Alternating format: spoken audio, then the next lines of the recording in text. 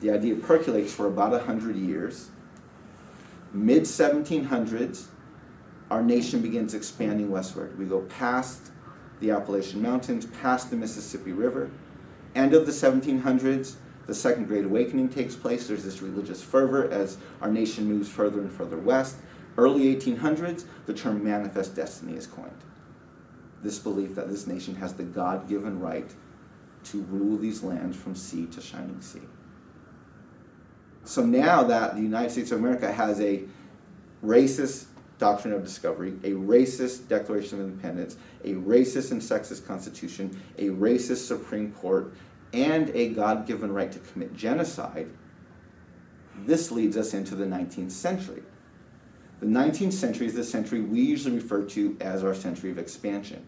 We added about 30 new states to the Union in the 19th century.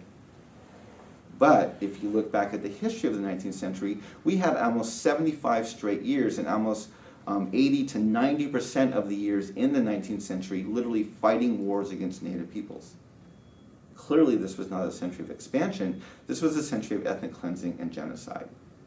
It was during the 19th century that we passed the Indian Removal Act, which allowed for the Trail of Tears for the Choctaw, the Chickasaw, and the Cherokee.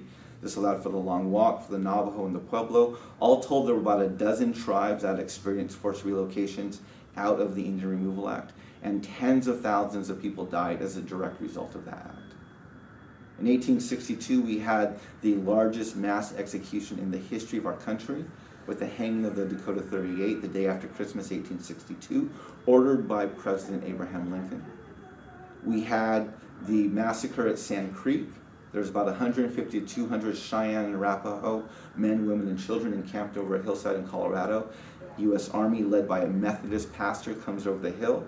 The tribes are waving a white flag of surrender and an American flag to show that they're peacefully, and the pastor orders all of them slaughtered. It's later reported that their genitalia are paraded down the streets of Denver. It's during this century we have the massacre at Wounded Knee. 350, 400 Native warriors slaughtered in a single day. We teach this a bit more in our history books. What we don't talk about is that the U.S. Congress gave 20 Congressional Medals of Honor to the U.S. soldiers who participated in this massacre. Every effort to have these medals rescinded has been rebuffed. I actually found a quote by John McCain in a paper in the UK arguing against the rescindment of these medals.